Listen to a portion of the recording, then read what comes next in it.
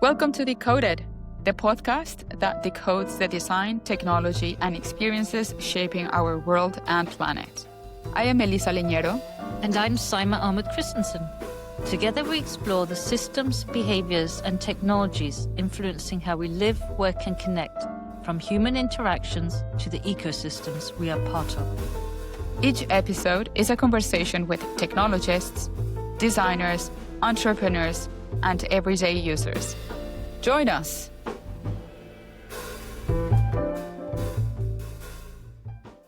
Hi, welcome back to the show. I'm Saima. And I'm Elisa. And I'm a professor of design engineering and innovation and director of DigitLab, exploring design and digital technologies based in the University of Exeter. In today's episode, we'll be exploring the theme of anthropology and its role in design. So we're excited to host Dr. Caitlin Robinson. I'm a designer by training and currently rediscovering what design is in times where the world is challenged in many different ways, from artificial intelligence revolution to deep societal changes and massive ecosystem destruction. I'm very happy to be introducing Dr. Caitlin Robinson. She is a design research leader, strategic consultant, and social anthropologist with over a decade of experience shaping products, services, and systems across global industries. She has a PhD in social anthropology and senior roles held previously at Fjord, Accenture Song, and Idea Couture as a resident anthropologist. She bridges deep ethnographic insight and strategic design and innovation. And Caitlin has led complex research and experience programs spanning healthcare, financial services, telecoms, government, and consumer brands, always striving to translate human understanding into meaningful impact. She's also passionate about the role of empathy, care, and play within cross-functional teams and creative challenges. Her work explores how blending anthropology and design, which we will talk in a second, can create better outcomes for clients, for people, and the planet. She is also actively involved in climate-focused design initiatives and community-led social impact work. So welcome, Caitlin. Thank you very much. What a lovely introduction. Great to be here. Yeah, thank you. Thank you for agreeing. We love to have you and host you in the podcast. And we would love to start exploring the area around anthropology. And although I've heard that before in my role, I meant like the combination of anthropology and design. Can you explain a little bit more about anthropology, your initial kind of work, and what also brings that to design? Yeah, sure. Absolutely. I think maybe it helps to start with maybe just defining anthropology, because I think when people say anthropologists, they have this kind of exotic imagination of someone living in a hut and, a far-flung location, which used to be true. Definitely, that's where the origins of the discipline come in. But anthropology is basically, I think of myself as a translator for social phenomena. So kind of looking at a particular area, a culture, a social group, and trying to understand how they work, how have they come to be organized and oriented in the way that they are. So I really think of myself as a very a curious person is kind of my profession, basically. So wanting to understand how people tick and kind of trying to unpack human behaviors, but also trying to understand how they're situated within larger social structures and systems. So in my own work, I did a PhD in anthropology. So I actually worked on the topic of cosmetic surgery and its motivations. I lived in Beirut in Lebanon for a couple of years, working and doing that.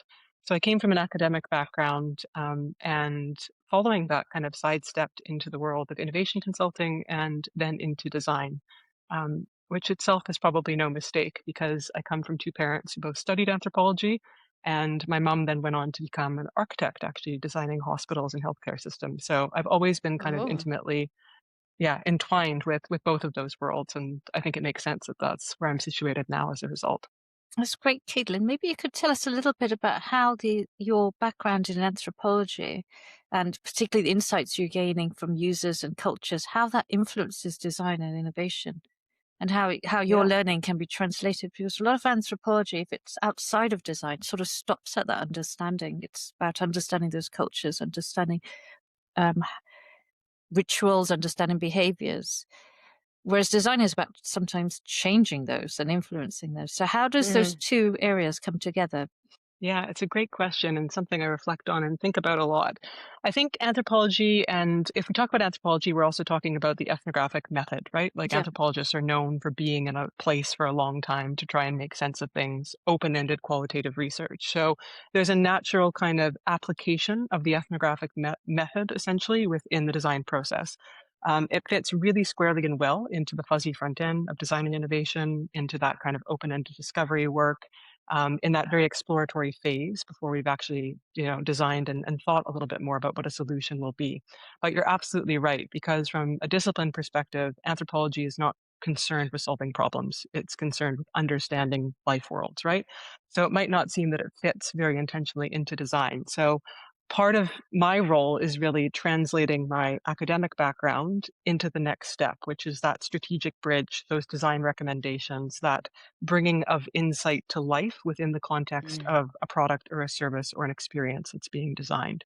So I see myself as an applied anthropologist, and I do research and insight work in service of something. It's in service of design, in service of innovation. It has that kind of practical tilt, which is traditionally where anthropology would have stopped, if that makes Mhm. sense. Yeah. So we should just elaborate what ethnography is. Sorry. So I've actually used it, but we adapt it and call it ethnomethodology because we Mhm. want to make a change and not stop at this. But it's largely a bottom-up approach of observing or gathering data and then allowing those categories to emerge rather than coming in. Is that how you would see it, Caitlin, as well? Yeah. Yeah, Yeah. very much. It's largely concerned participant observation, spending time in a Yeah. place, is principally what makes it up. It's an iterative approach. You spend time in the context and Mhm. situ of the community or the user group that you're kind Yeah. of interested in. So traditionally, time is quite important to that. But now, obviously, within a design context, we have a more rapid approach. So it really means kind of being there with people in their context, trying to observe what they do, but also pull that out through kind of open-ended discussion and conversations, and using that as stimulus to then, yes, derive those categories, think about those frameworks, think Mm. about those interventions that you might like to take. So we like to call it, or I guess Clifford Geertz, a famous anthropologist, likes to say it's really about making the strange familiar and the familiar strange. And that's always what I try and kind of keep with me as I head into new projects. And can I follow up on what you mentioned about starting as an anthropologist and really understanding behaviors and the needs and spending time in different communities to really understand, the needs, the behaviors, the traditions, etc., etc. Why then you were interested in design? And I know that you already mentioned that it's kind of like this line of in design you are proposing kind of like you're moving into the next step of what is the solution and so on. But what drove you to kind of move from where you were to kind of now move to the part of design? Yeah, it's a great question. It's also kind of an ironic one because I think the reason why I didn't continue on necessarily within an academic path is teaching didn't appeal to me as much as I thought that it would. And that would be the bread and butter, I thought, of a role in an academic kind of world as an anthropologist. And ironically, all I do all day now is teach, I think. I just teach my clients. I kind of work collaboratively with cross-functional teams, and we each teach each other and kind of learn different things as well. So I think I initially came into it because I was curious. I think I was really Mm. curious as well about the value and the impact piece of things, and being able to actually move beyond just knowing and contributing to a discipline to actually trying to solve for things. Like, I Mm. think I'm also very much a problem solver. I'm a pragmatic person. And I saw kind of my skill set within anthropology as a mechanism for trying to drive social change, to try and make the world a little bit better in my own little small way that I could, in a very humble way. But I think I was really attracted to that activation part of design and that ability to materialize and visualize your thoughts. Mm. So I think that was part of it. The other bit, I think, is just it can be quite lonely to be the anthropologist. It's being an academic can also be quite a lonely pursuit. And I think what I really loved when I first kind of came into the innovation and design space was cross-functional collaboration and being in groups and working together and working with really bright people who know things and have learned things that I never have, and bringing those skill sets together in order to creatively problem solve. And I Mm. loved that. So a lot of that kind of collaboration bit also really attracted me. That's really really great ambition. Then you've really highlighted what design is. So, we think of design as problem solving, and not always also innovating. So, so it's quite interesting to see how your perspective is there. So thinking about innovation and how design takes place, we think about it, and I think you mentioned very briefly the fuzzy front end already in there. As a cycle. So you've got a place where you're coming up with ideas, where you're coming up with needs. And then this is very sort of summarized, but then you're generating ideas, you're selecting some ideas, you're taking them further, you're testing them, evaluating them, and then going through that. You might be adapting them for different segments and users. Where does the anthropologists and methodologists play a role in those projects? Yeah, I think it depends. So I think ethnography, naturally, as I said, it sits at the very beginning of things. But I think where anthropology plays out is that kind of curiosity across the end-to-end design process, right? I've had to extend my toolkit beyond just ethnographic methods. Yeah. It's not that in every project I'm going into people's homes and rooting around in their cupboards and, spending that kind of time deeply immersed. Not really, right? It's also about bringing in that flavor of kind of being connected to the user at each stage of the design process. So thinking a little bit about what do you need to know from them? Is it about their prioritization of concepts that helps you make an informed decision about which ones should be progressed and which ones shouldn't? Or is it about getting their feedback around, really downstream before you release an app to market? Does the usability make sense for them? Is it accessible for them? So I think the anthropologist comes in by continuing to champion the desirability lens, but also kind of putting humans at the heart of the design solution as well, right? And thinking about how we can actually make things easier, more simple for them to use, more intuitive. How can we create services and products that match their mental models intuitively? And I see it as kind of an assurance process throughout that end-to-end kind of design life cycle of that kind of user perspective. So I think that's one bit. But also just to pick up on something you said, I think it's really interesting. I try and also bring in kind of a moral and ethical kind of healthy challenge, I guess, to any project that I'm in too. Because when we use words like users, or we talk about needs, or we talk about jobs to be done, we also really isolate in some cases the human part of it, right? We're kind of devoid of the context in which some of these interactions in an app might sit. And I also try and always encourage the team to zoom in and out of things. So not to stay myopic, but to also look at systems and structures and kind of attend to the context really around the user and make sure that we are really empathizing with them. We are really seeing them as humans in context, not only as functional users of an app. It's also about their experience, which requires us to kind of extend our lens a bit broader as well. Great. That's a great starting point. Into shifting to slightly tangential topic. So we've got a rise in technology that's taken place in the last 10, 15, 20 years. And part of that enables collecting data from many, many, many people. So one of the challenges with ethnography or user observations is you can collect a huge amount of rich data, but not really on a large number of people. And that in reality can be a limitation. So you can have a rich context, but not a particularly diverse or inclusive context. So the other scale is that you can use data and collect information from people, which is much more diverse and inclusive, but it's not as rich. And then there's a few teams in between who are looking at that challenge of how you combine these different data sets together and the rich context with a more thick and thin data is how we term it in AI terms. Where do you see the role of technology and how's that influencing the methods that you are using or how you can partner with technology? Yeah, I love that word partner because I think of myself and my role now as kind of an orchestrator of kind of bringing together the right tools, the right methodologies, whether that be different research methodologies or different tools that I can use from a tech perspective or from an AI perspective. So I try and kind of strike the balance between being, a little bit of a Luddite and also a little bit very futuristic and curious and kind of making sure that I'm always kind of straddling those boundaries and thinking about the moral impact and the ethical impact of the work that we do. But I think what you touched upon with respect to like thick data and big data is really, really interesting. And I think those things are best paired together. I think it's being intentional about when you use each methodology based on the questions that you want to have answered, right? And there's really brilliant things that can be done, even in the discovery phase. Like if we think about how do you do social listening at scale, actually using AI Mhm. tools, and how do you kind of research a new domain that you're entering in an industry that you've never worked in before?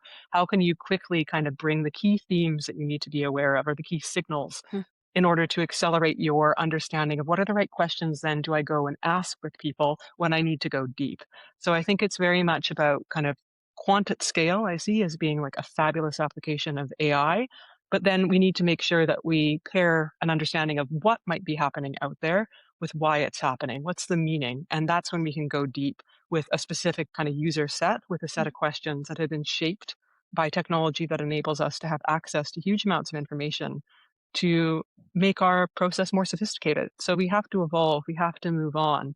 And that's really exciting, I think, from an anthropological perspective, too, because we also need to attend to societal change and be curious again about how we can innovate our own methods and our own approach.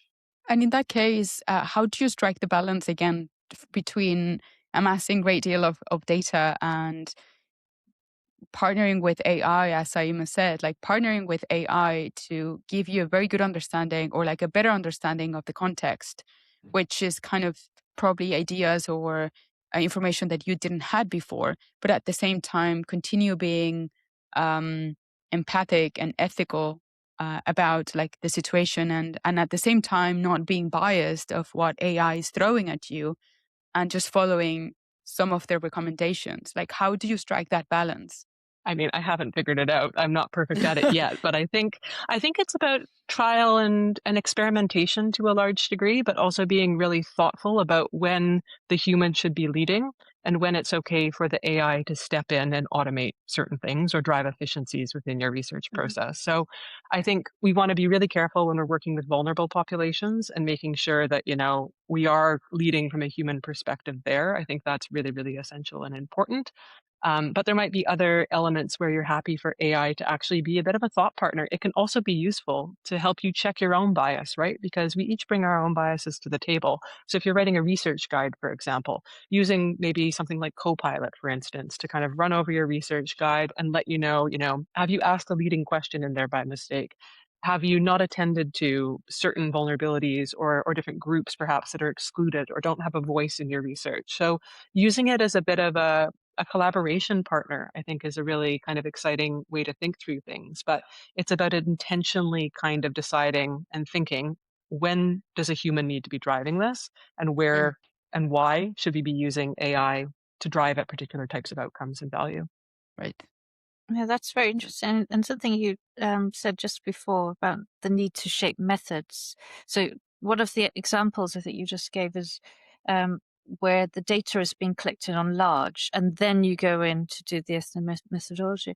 And we've done a piece of work where we looked at sort of 10 years of how data is used. So I separate this from AI because not all of it is AI. So it's actually data and not big data, not necessarily AI, that's been collected.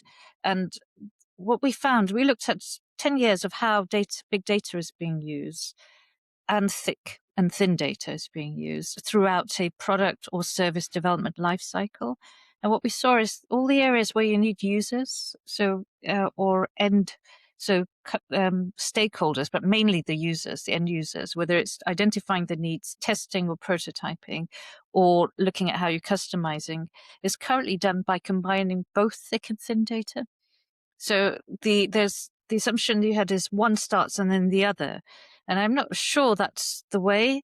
Um, when you've described the methods, we really recognise that design thinking hasn't quite actually adapted to understand how data or AI can be used, or where the partnership is being used. I've written quite a lot on it right now because it's really recognizing, and that review actually triggered it because you recognize that this is really important. You also said how it's important to remember people are people and not a number. And that is really important. So this is quite a hard challenge. I think all these questions that you're raising, they're not completely resolved, and we're in a period of working that out, both on the methodologies, but also on the partnership side, on where to use AI, where can it be a partner, and what type of data we need, and how to combine it. And then how does this come together with design thinking? Because Yeah. empathy is one part of that. If you're going from the sort of business school type approaches of design thinking, that's one of their starting points in there. So this is quite a big question, to go forward on that. But it's exciting. I think that kind of brings to mind just thinking a little bit around, and I totally agree. Like, I do think it is about two processes running together and having kind of touch points throughout Yep. and how one feeds the other. And it Yep. doesn't always need to be necessarily big data leading thick. But to give a relevant example, like if we think about synthetic research and we think about synthetic personas, like actually, if we can feed an LLM with a client's data, which is about their user base or their customer base, we can create personas based on that data. We can add in our own findings over time into an insights repository that becomes searchable from an AI perspective. And it enables this kind of always on research mindset. So even after we've finished being in the field, speaking to real users, we can go and ask synthetic personas based on those users, like questions that we hadn't thought to ask, or we can kind of carry them with us across the design process as we move from generative insight into evaluation of prototypes or concepts or usability testing. We can really work in a truly partnered kind of way that is intentional and exciting, actually, about the types of things that you can do. But it's also being attentive to where are the silent voices in that data set, who has been excluded from participating, and also aware of the fact that when we think about big data, a lot of LLMs obviously they're pulling data from the past. It's historic, right? So if we think about innovation and we think about white space and we think about emergent behaviors, that's actually maybe a space where the human needs to lead more, right? We need to have a bit more kind of insight and observation in the first instance around the human side of that, because we don't maybe have the thick data quite yet, or the big data quite yet to solve some of those questions. But I think it's iterative, which design does really well. Yeah, can I Yeah. just ask, when you refer to synthetic personas, can you describe what that means? Yeah, so it's kind of it's similar in a way to like a proto persona, I guess. There's lots of different ways of talking about personas, but within design, obviously, we use personas to kind of capture a bit of a snapshot of a human that might use a product or a service and call out their needs, their frustrations. Like, we kind of know what that means. But synthetic personas are made from synthetic data, basically. So it's fed from a data set that might be based on primary research, or it might be based on all sorts of different data and inputs in the data set that it's fed with. So it basically accelerates what a designer or a researcher would do, and it creates a persona based on data without you needing to sit down, use a mural or a Miro canvas and kind of put together all your needs. It accelerates the process of creating a persona. And it's dynamic, which means that you can use it in a conversational interface. So you can type with it as you would texting with a friend or texting with someone. If you're doing a WhatsApp kind of research study, it kind of behaves in the way that a human would, but it's obviously not a real human that you're interacting with. Right. And I'm glad that we're moving into this topic that is kind of like, at the moment, at least in design, has been quite mentioned by different key voices. And I want to ask, like, from the anthropologist side and the design side, like, what are kind of like some of the good sides or downsides of the synthetic personas? Because I agree with you that it's kind of like amassing great deal of data and using data that has been already there, to kind of give us a better not a better, but like give us more data and kind of like frame that data in a different way that is giving us personas. But at the same time, there has been some cautionary comments on how to use a synthetic persona. So yeah, what is their perspective there from the kind of anthropologist design kind of perspective? Yeah, it's a really interesting one. And I think we're still playing with it and trying to understand what its value is, certainly.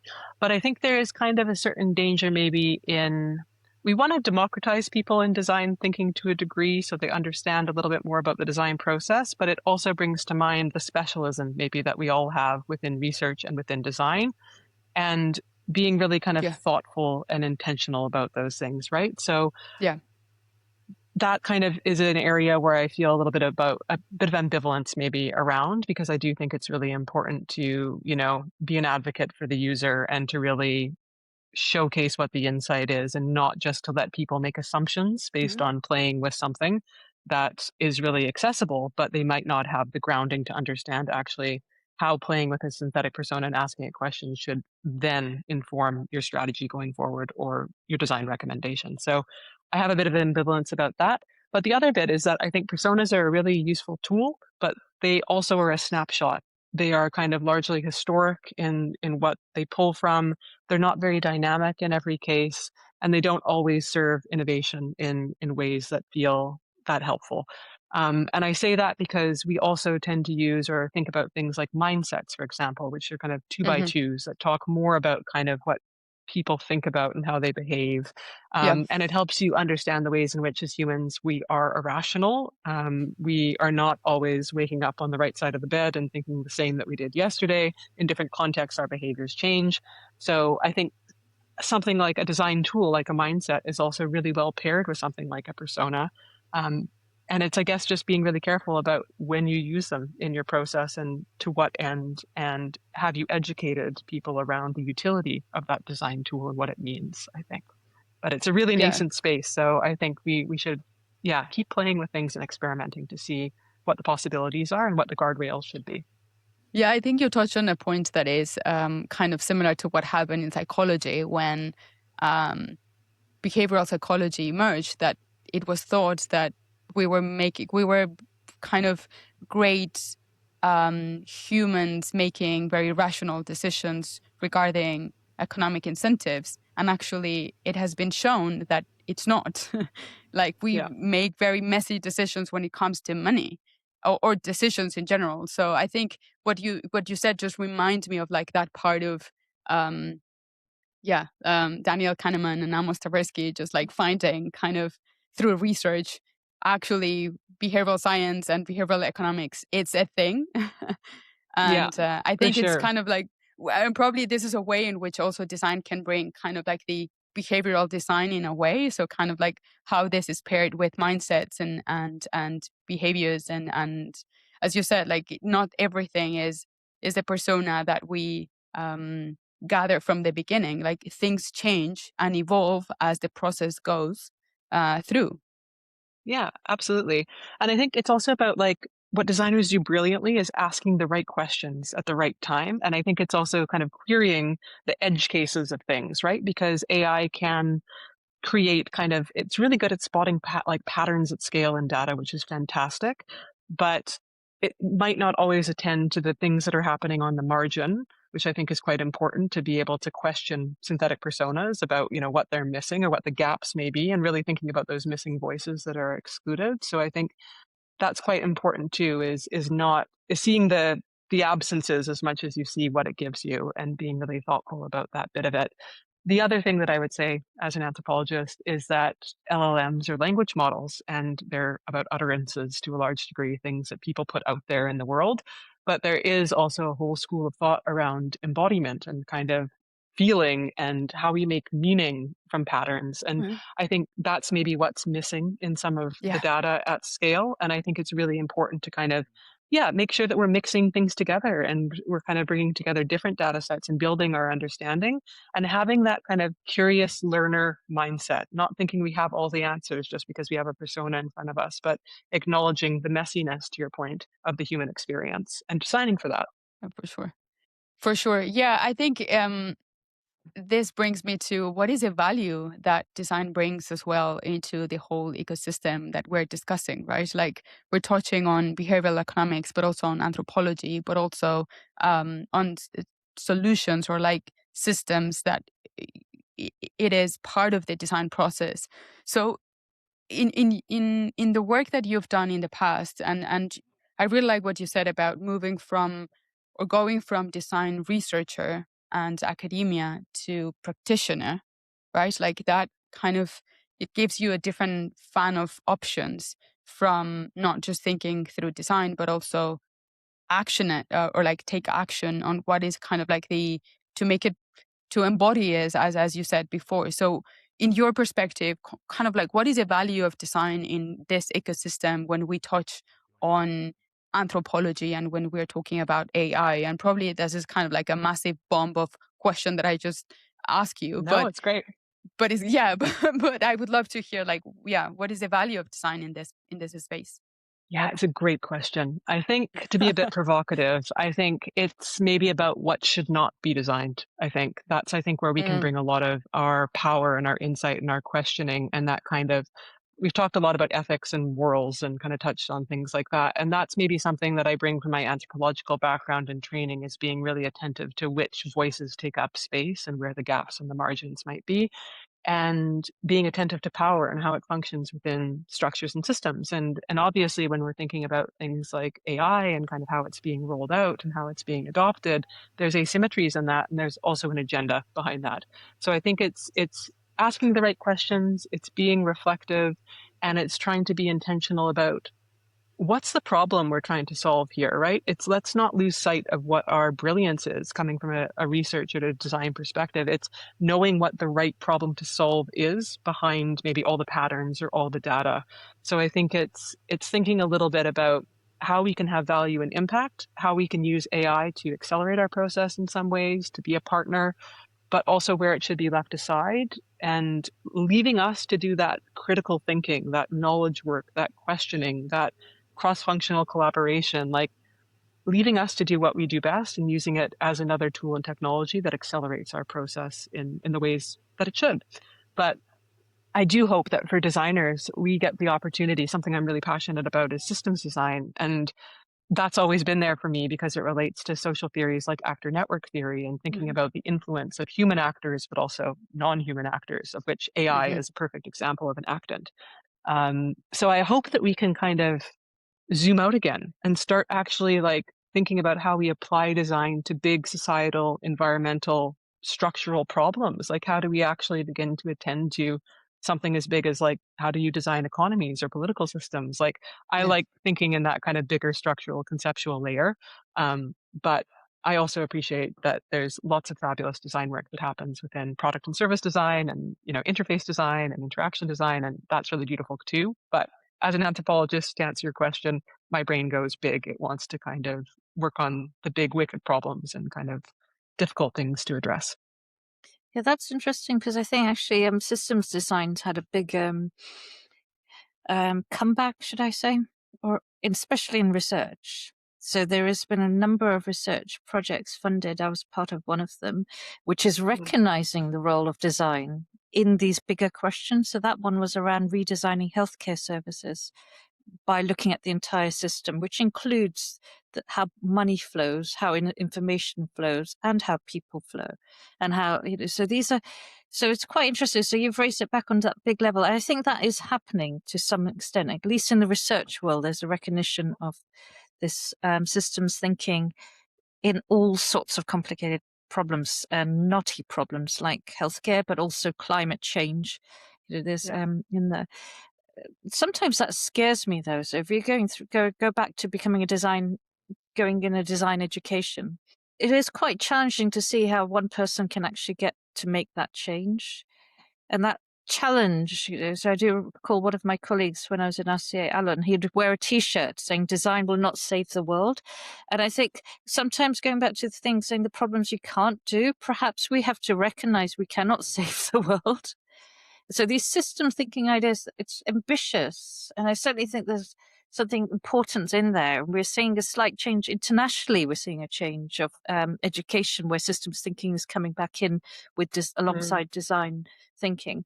But it seems really challenging to see how that's going to make an impact because Yeah. that requires a lot of players in there, doesn't it? So, but it's But a I think nice that Definitely. And ambition. there's also, a lot of yeah, go Yeah, ahead, there's a lot Caitlin. of facilitation skills, I think, that we have working within design, being able to Hmm. facilitate conversations, but I don't see a world where the designer makes all the decisions or, you know, is driving at it alone.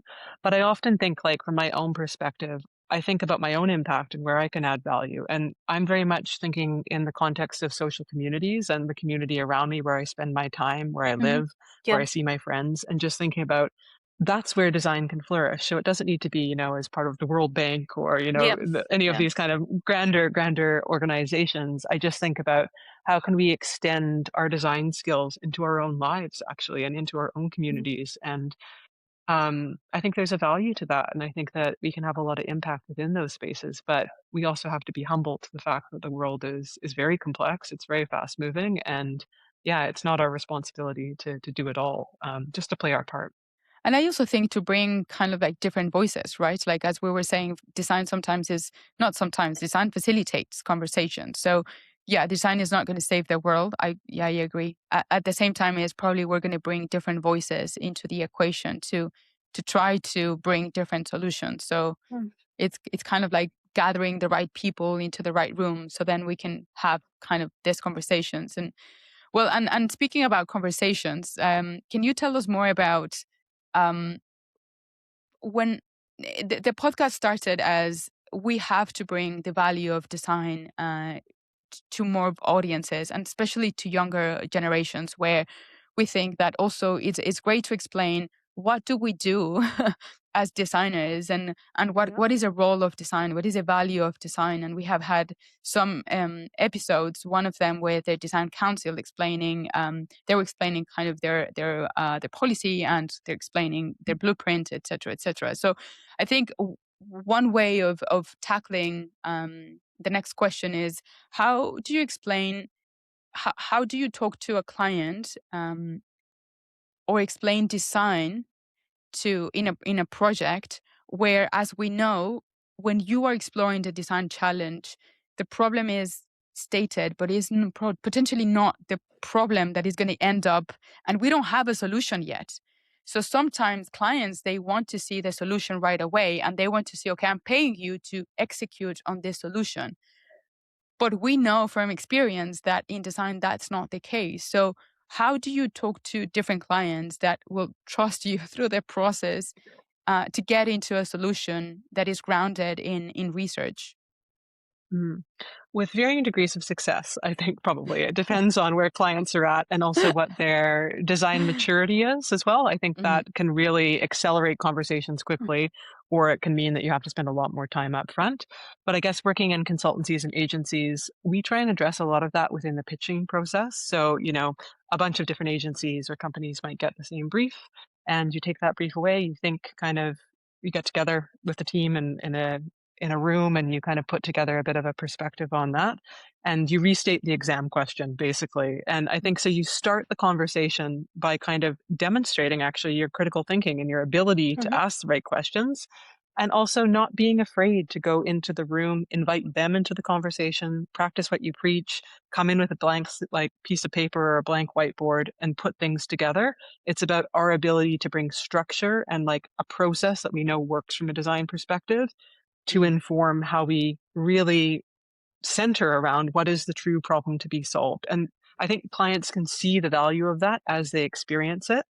And from a research perspective, I've always found and been a really big advocate for bringing clients into the field with you, bringing them into people's houses, bringing them on shop alongs, kind of immersing them into their kind of context, because a lot of our clients may never have talked to one of their customers before, really. And I think that's a really powerful moment where all of a sudden they come back and they start talking about, what they learned from Sandra or what they saw in like Hmm. Neil's home, or they have Yeah. stories that they can tell. And I think that's also a brilliant thing that anthropologists do, because it's our job to tell stories about other people's stories. That's really what we do. But from a design perspective, what I love and what I've appreciated so much moving into design is the visual mechanisms for telling stories and kind of how we actually bring those elements together from a communication standpoint. So I think if you can make the client into a storyteller by proxy of your process and embedding them in your ways of working, you have a client for life, probably in a lot of ways. You've kind of got them to take big steps in their design maturity, I think, when it Mm. works. It doesn't always work, Yeah. but we As you try. said, there's different levels of success. Yeah, absolutely. Like anything. That's Yeah. really brilliant. And perhaps that's a point for us to consider our key takeaways from for today. So what I've picked up, One is the role of anthropology, and particularly the methods in understanding users beyond just needs, but really understanding behaviors, context, and empathy around the users, and how that's not going to be easily replaced by just large data, but thinking about how those partner together. I've also heard some of the challenges around synthetic personas. And it sounds like there's also the same challenges around personas without synthetic personas. So perhaps that's just a methodology of depicting and reducing people down to one person or one profile in there. And then the last thing I've heard is about the value. So thinking about bringing that design thinking both as a facilitator of different disciplines, of different types of people, of different stakeholders in a larger way of thinking about design, which includes systems thinking, which allows and enables tackling of problems that are really big. So not just products, not just services. We've seen there's the UK government policy is interacting very closely with design. So design is there. We've seen the Danish tax services have design and innovation students embedded in their program, helping understand that data is not just data, it's a person and it's human beings in there. So we see quite a few different directions in there. Was there a single takeaway that you would want to say, Caitlin? I guess selfishly, I would say that in the world of AI and acceleration, I think we need to go back to being with people in their contexts. I think after the COVID pandemic, I think there became a certain laziness potentially to being able to do remote interviewing and, say that was sufficient for understanding needs. And that's part of it, sure, but we're missing that special 20% of magic that you get by just being there with people. So I would just ask us to kind of, in as much as we're excited about AI, to get really curious about the human experience and really not leave that behind because it's fundamental to what we do as designers. That's brilliant, Caitlin. And I certainly empathize fully with that. I certainly have to force myself, and I do it all the time now, to get out and go and meet people because it's so easy to be efficient and have non-stop online meetings. Yeah. So I think that questioning and remembering the human aspect is not just for AI, it's for a lot of aspects of our lives and lots of ways of working and technology in there. So thank you very much, Caitlin. I'm very excited that in the next episode, we're going to bring Irene McLeese, who's one of the 2% of entrepreneurs that are women. And she's working with innovating with data and through the smart cycling industry, through smart bike lights in there. Thank you. Thank you. Thank you. Thanks very much. Thank you for listening. We hope you enjoyed it. Let us know what you think, or if you have an idea for a future guest or topic at www.decodedpodcast.com. Don't forget to give us a rating wherever you listen, and follow us on TikTok and Instagram at decoded.podcast. See you!